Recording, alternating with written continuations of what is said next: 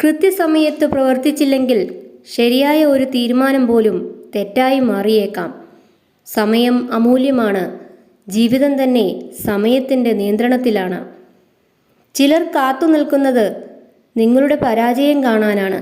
വേറെ ചിലർ കാത്തു നിൽക്കുന്നത് നിങ്ങൾ അവസാനിപ്പിച്ചു പോകുന്നത് കാണാനും. ഈ രണ്ടു കൂട്ടരെയും എക്കാലവും കാത്തു നിർത്താനാകണം. മാജിക്കിലൂടെയല്ല ഒരു സ്വപ്നം യാഥാർത്ഥ്യമാകുന്നത്.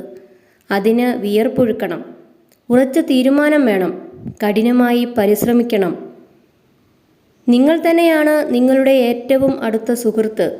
ആ സുഹൃത്തുമായി എത്രത്തോളം നമുക്ക് കമ്പനിയാകാൻ കഴിയുന്നുണ്ട് എന്നതിലാണ് കാര്യം. കഴിഞ്ഞത് മറക്കുക, ബാക്കിയായതിൽ സന്തോഷിക്കുക, വരാനിരിക്കുന്നതിൽ ശ്രദ്ധ കേന്ദ്രീകരിക്കുക. ഓരോ ദിവസവും പുതിയ തുടക്കമാണ്. നിങ്ങളുടെ ഊർജം പറ്റിച്ചു കളയുന്നവരെ ഒഴിവാക്കുക. നിങ്ങളുടെ ആത്മാവിന് ഊർജം പകരുന്നവരെ ചേർത്തു നിർത്തുക.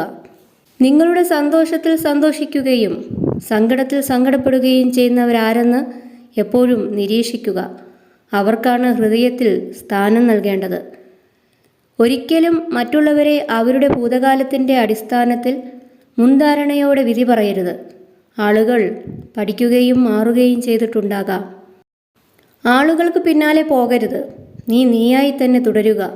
നിന്റെ ജീവിതത്തിൽ യഥാർത്ഥത്തിൽ ആവശ്യമായവർ നിന്നിലേക്ക് എത്തുക തന്നെ ചെയ്യും.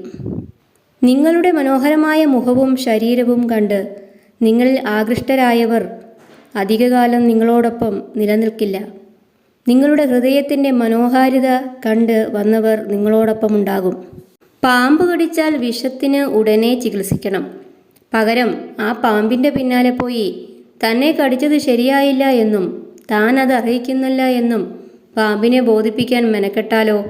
പ്രശ്നങ്ങൾ ഉണ്ടാകുമ്പോൾ പലരും ചെയ്യുന്നത് ഇതാണ്. തൻ്റെ സ്വഭാവം മറച്ചുപിടിച്ച് മറ്റുള്ളവരുടെ ഗുഡ് സർട്ടിഫിക്കറ്റിനായി വേഷം കെട്ടുന്നവരുണ്ട്. അതിൽ കാര്യമില്ല. താൻ എന്താണോ അതായി തന്നെ ഇരിക്കുക. മറ്റുള്ളവരുമായി താരതമ്യം ചെയ്തല്ല നമ്മുടെ വിജയം തീരുമാനിക്കേണ്ടത്. നമുക്ക് ദൈവം നൽകിയ കഴിവുകളും അവസരങ്ങളും ഉപയോഗിക്കുന്നതിൽ നാം എത്ര വിജയിച്ചു എന്നതാണ് നോക്കേണ്ടത്. മറ്റുള്ളവരെ സഹായിക്കുക, പ്രത്യുപകാരം ചെയ്യാൻ അവർക്ക് കഴിയില്ലെന്ന് അറിഞ്ഞുകൊണ്ട് തന്നെ. ഒഴുക്കിനൊപ്പം നീങ്ങുകയല്ല, സ്വയം ഒഴുക്കായി മാറുകയാണ് വേണ്ടത്. നെഗറ്റീവ് ചിന്തകളിൽ നിന്ന് അകലുമ്പോഴാണ് ജീവിതത്തിൽ മനോഹരമായ കാര്യങ്ങൾ സംഭവിക്കുന്നത്. നാവ് എല്ലില്ലാത്തതാണ്, എന്നാൽ മറ്റൊരു ഹൃദയത്തെ മുറിവേൽപ്പിക്കാൻ നാവ് ശക്തമാണ്.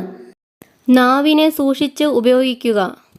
ജീവിതം 10% നമ്മുടെ അനുഭവങ്ങളും 90% അവയോടുള്ള നമ്മുടെ പ്രതികരണങ്ങളുമാണ്.